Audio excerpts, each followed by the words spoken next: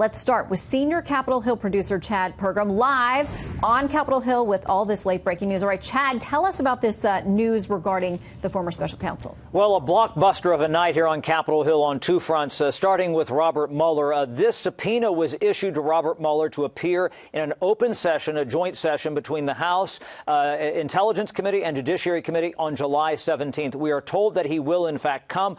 But this was the condition here. Robert Mueller told the committees that he would not come unless they formally issued a subpoena. He also told them that he would stick to the four corners of his report. If you remember his statement when he released the report some time ago, he said he wasn't going to go beyond what was in the report, that the report, spoke for itself. Here's part of the statement from Adam Schiff, the chair of the Intelligence Committee, and also Jerry Nadler, the chair of the Judiciary Committee. Quote, Americans have demanded to hear directly from the special counsel so they can understand what he and his team examined, uncovered, and determined about Russia's attack on our democracy, the Trump campaign's acceptance and use of that help, and President Trump and his associates' obstruction of the investigation into that attack. Now, Doug Collins is the top Republican on the House Judiciary Committee. He's a Republican from Georgia.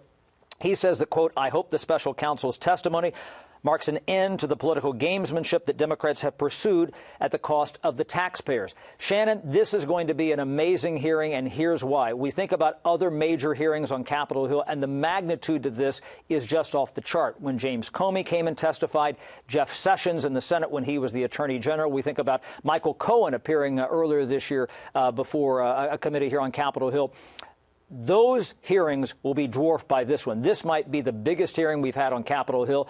When I talked to a couple of Republican lawmakers here, they weren't even aware that the subpoena was being issued. They found out about it on the House floor from other members and in the Speaker's lobby during this vote on the border security bill. Some Republicans think that Democrats are trying to make a point before the start of the August recess. But keep in mind the Republicans are going to have a lot of serious questions here, try to undercut Mueller, ask questions about the text messages between Lisa Page and Peter Strzok, and also about the Steele dossier. So this is going to be a barn burner of a hearing, perhaps the biggest we've had in years on Capitol Hill, Shannon. Yeah, and it'll be interesting because the former special counsel has said, listen, the 400 pages plus report, that's my word on everything, and I'm probably not ever going to talk about this again. So the fact that he's now reached some agreement to come and speak, we understand it will be contained to the report, but there's a lot in there.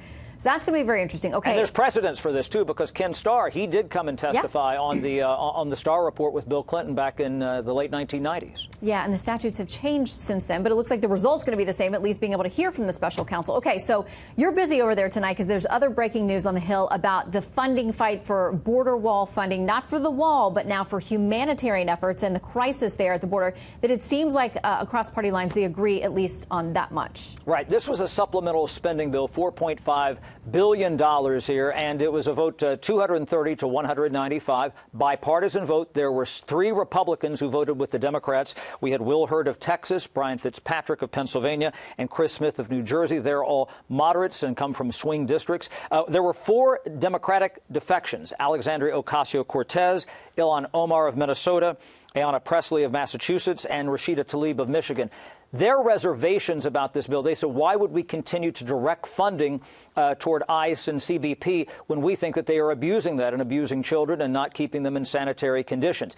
House Speaker Nancy Pelosi allowed liberal Democrats to go in and rewrite this bill, to tweak this bill so they could get it across the finish line. They did not have the votes yesterday, but key changes in this bill altered this. And this was part of Nancy Pelosi's statement, or, when she talked to the Democratic caucus here. I'm going to read you what she said this morning. She said, quote, today we have an opportunity to help the children at the border understand what we're up against with the White House. The president would like for this bill to go down today, and a vote against the bill is a vote for President Trump. The next stop is the Senate, where they have a bipartisan bill there, but it's unclear if the House and Senate can get on the same page before the end of the week, Shannon.